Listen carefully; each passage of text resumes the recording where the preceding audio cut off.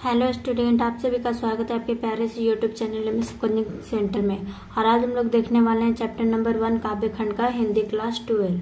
तो स्टार्ट करते हैं, जिसका नाम है कबड़क, जिनके लेखक है मलिक मोहम्मद जायसी और जिसका फर्स्ट क्वेश्चन है। आज हम लोग सारे सब्जेक्टिव क्वेश्चन को देखने वाले हैं और जिसका फर्स्ट क्वेश्चन है, कवि ने अपनी एक आंख की तुलना दर्पण से क्यों की है।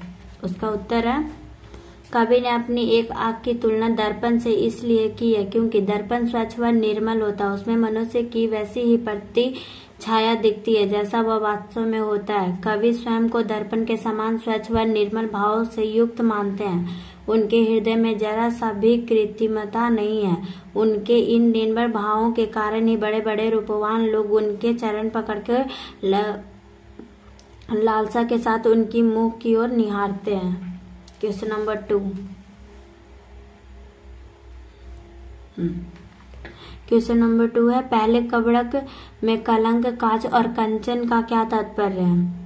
उत्तर, अपनी कविताओं में कवि जायसी जी ने कलंक, काच और कंचन आदि शब्दों का प्रयोग किया है। इन शब्दों की कविता में अपनी अलग अलग विशेषताएं हैं। कवि ने इन शब्दों के माध्यम से अपने विचारों को अभिव्यक्त देने का कार्य किया है।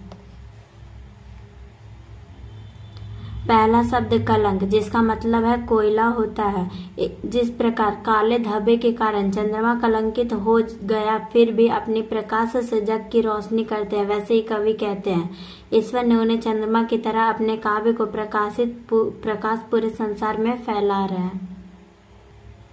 दूसरा शब्द है काच, जिसका अर्थ होता है कच्ची धातु। और तीसरा शब्द कंचन, जिसका अर्थ होता है सोना, जिसमें कवि कहते हैं कि जब तक घर या सोने गलाने का पात्र में सोने को गलाया नहीं जाता तब तक वह कच्ची धातु सोने का नहीं होता। ठीक उसी प्रकार इस संसार में किसी मानव को बिना संघर्ष, तपस्या और त्याग के सफलता नहीं प्राप्त हो सकती। तीसरा क्वेश्चन, पहले कबड़क में व्यंजित जायसी ने आत्मविश्वास का परिचय अपने शब्दों में दे। पहले कबड़क में कवि अपने आत्मविश्वास को दर्शाया गया। कवि के एक ही आंख है और वे चेचक के कारण रूपहीन है। कवि ने ऐसा होने के उनके यश का महत्व कम नहीं होता। फिर कवि कहते हैं कि दाग चंद्रमा में भी है, फिर भी वो रोशनी के सारे जगत को प्रकाशित करता है। त्रिशूल तो सुमेरु पर्वत पर लगे थे, फिर भी वह सोने का हो गया। पानी तो समुद्र का खारा होते हैं, फिर भी वह असूझ और अपार है। ऐसा नहीं है कि मनुष्य अवगुण होने से सारे गुण खत्म हो जाए।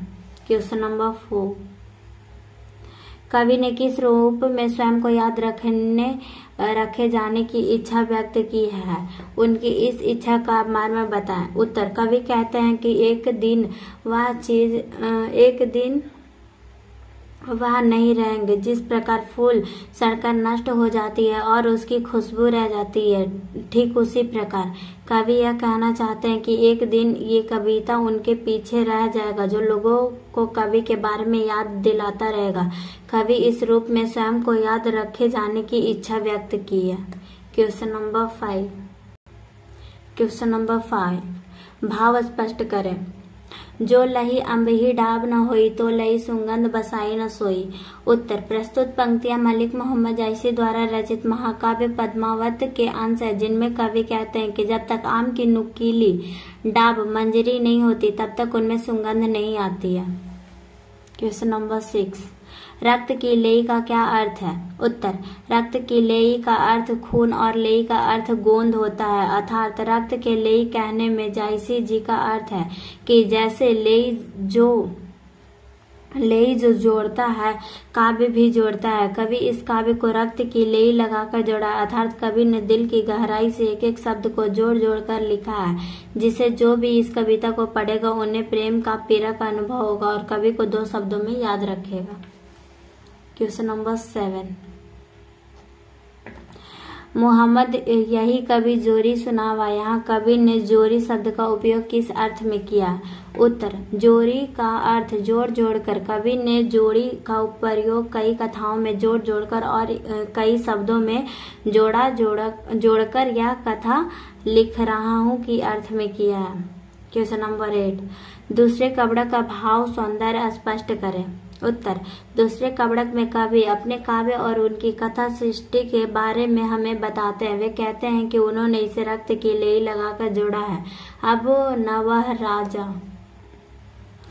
नवा राजा रत्न सेन है, और ना ही वो पद्मावती रानी, और ना ही बुद्धिमान सुआ है, और ना ही राघव चेतन, और ना या अलाउद्दीन। इसमें कोई नहीं रहा, बस रह गया तो उनका यश के रूप में कहानी। फूल झड़कर नष्ट हो जाते हैं पर उसकी खुशबू रह जाती है। क्वेश्चन नंबर 9, व्याख्या करें। उत्तर, धानी सो पूरख जस किरित जासु, फूल मरे पे मरे न बासु।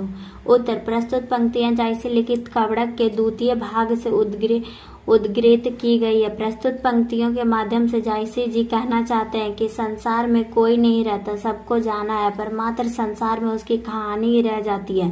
वे कहते हैं वही पुरुष धन्य है जिनकी कृति संसार में बनी रहती है। वे उदाहरण से अपने कथन को पुष्ट करते हुए कहते हैं, जिस प्रकार फूल तो सदा नहीं रहता, मुरझा जाता है, पर उनकी गंध काफी समय तक बनी रहती है, उसी प्रकार जिस व्यक्ति का यह संसार में बना रहता है वही व्यक्ति धन्य